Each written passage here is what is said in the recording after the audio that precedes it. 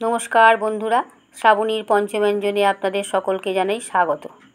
আজ আমি এমন একটা রেসিপি নিয়ে আপনাদের সামনে চলে এসেছি।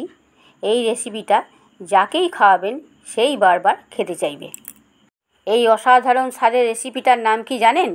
এই অসাধারণ স্বাদের রেসিপিটার নাম হচ্ছে ক্ষীরের পুর ভরা তালের সিঙ্গাড়া।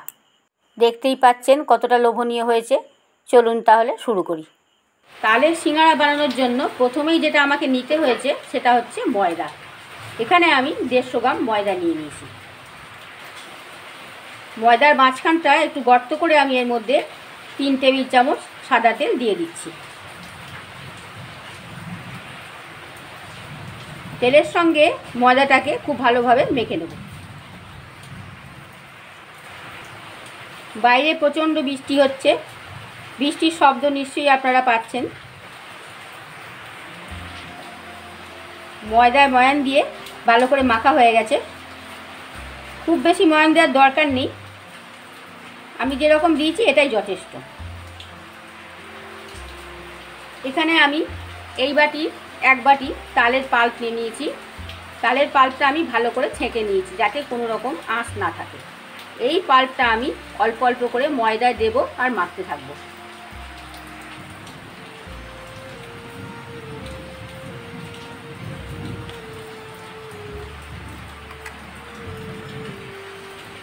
এখানে 3 টেবিল চামচ তালের পাল্প দিয়েছি।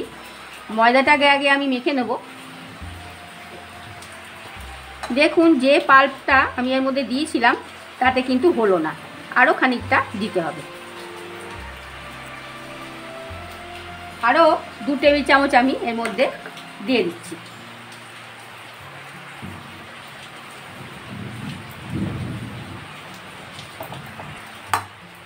এর মধ্যে জল আমি একদম ব্যবহার করব না, তালের পাল্প দিয়েই আমি ময়দাটাকে মেখে নেব। তালটা বেশ ভালোই মিষ্টি, সেজন্য আমি এর মধ্যে আর চিনি ব্যবহার করলাম না। মাখাটা প্রায় হয়েই এসেছে। ময়দাটা খুব ভালোভাবে মাখা হয়ে গেছে। 10 থেকে 15 মিনিট আমি ময়দাটাকে মেখে নিয়েছি। এইবার আমি এর ওপর দিয়ে একটা ঢাকনা চাপা দিয়ে দেবো 10 মিনিটের জন্যে। গ্যাস অন করে গ্যাসে কড়াই বসিয়ে দিয়েছি। এরকম গ্লাসের 2 গ্লাস আমি দুধের মধ্যে দিয়ে দিচ্ছি।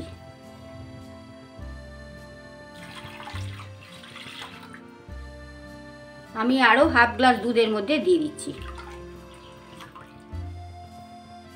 মোট 2.5 গ্লাস দুধ আমি এর মধ্যে দিয়ে দিলাম। এই দুধটা দিয়ে আমি ক্ষীর বানিয়ে নেব, তাই দুধটা জাল করতে বসিয়ে দিয়েছি। লো ফ্লেমে ক্ষীরটা আমি তৈরি করে নেব। দেখুন দুধটা জাল করতে করতে কতটা ঘন হয়ে গেছে। এই অবস্থায় আমি এর মধ্যে চিনি দিয়ে দিচ্ছি।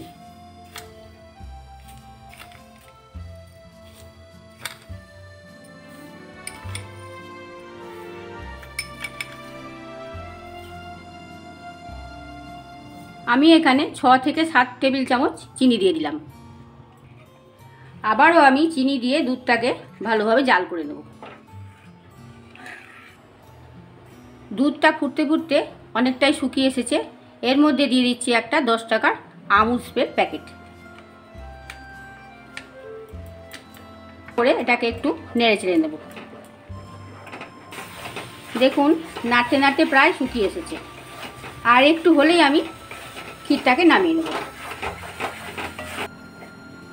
দেখুন নাড়তে নাড়তে ক্ষীরটা শক্ত হয়ে গেছে। এই অবস্থায় আমি এবার নামিয়ে ফেলব। 10 মিনিটের বেশি হয়ে গেছে, 20 মিনিট মতন হয়ে গেছে রেস্টে। আমি চাপাটাকে খুলে দিলাম। এবার আর একটু এটাকে মেখে নেব অল্প খানিকক্ষণ। ডোটা না নরম না শক্ত, এই রকম মাখাটা হবে। এইবার আমি একটা একটা করে লেচি কেটে নেব।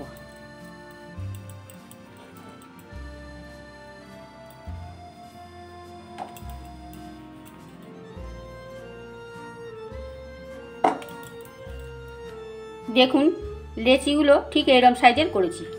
আপনারা চাইলে বড়ও করতে পারেন এর থেকে।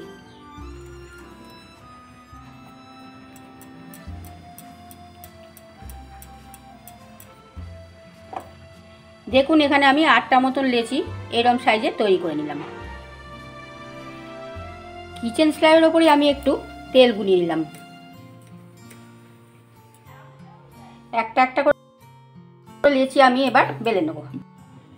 এইভাবে ছুরি দিয়ে মাঝখান থেকে কেটে নিচ্ছি। এইবার আমি এটাকে সিঙ্গারার আকারে তৈরি করে নেব। এখানে আমি জল দিয়ে ধারগুলো কিন্তু মোড়াবো না। আমি সিঙ্গারার মতন করে তৈরি করে নিয়েছি। যে ক্ষীরটা আমি তৈরি করে রেখেছিলাম সেইটা আমি এর মধ্যে দিয়ে দিচ্ছি। এইবার মুখ দুটোকে আমি এইভাবে বন্ধ করে দিচ্ছি।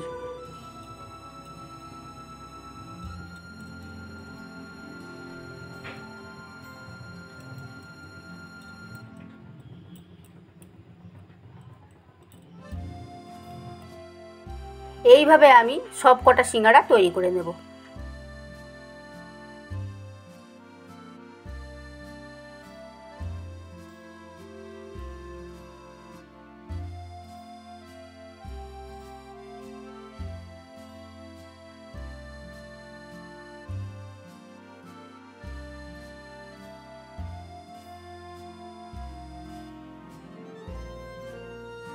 এখানে আমি কয়েকটা সিঙ্গারা তৈরি করে নিয়েছি।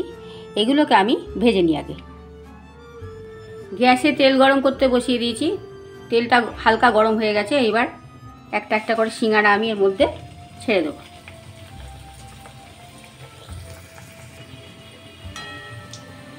সিঙ্গারাগুলো এক পিঠ হয়ে গেছে, আরও এক পিঠ আমি উল্টে দিচ্ছি। এইভাবে ভেজে নেব। লো ফ্লেমে সিঙ্গারাগুলো ভেজে নিতে হবে। এক ব্যাচ ভাজা হয়ে গেছে। এগুলোকে আমি তুলে নিচ্ছি।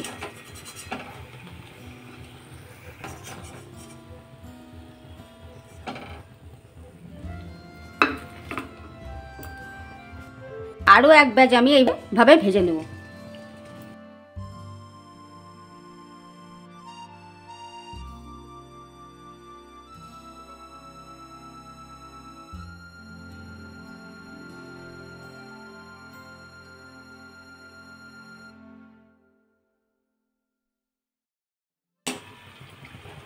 এগুলো ভাজা হয়ে গেছে, আমি তুলে নেব এগুলোকে।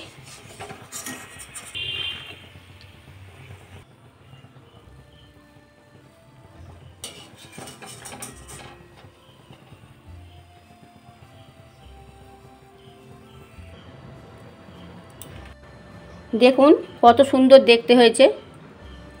ক্ষীরের পুর ভরা তালের সিঙ্গারা আপনারা বাড়িতে বানিয়ে করে খেয়ে দেখবেন।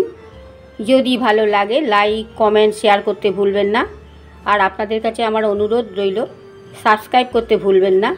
পাশে থাকা বেল আইকনটা ক্লিক করবেন যাতে সমস্ত রকম রান্নার নোটিফিকেশন আপনাদের কাছে পৌঁছে যায়।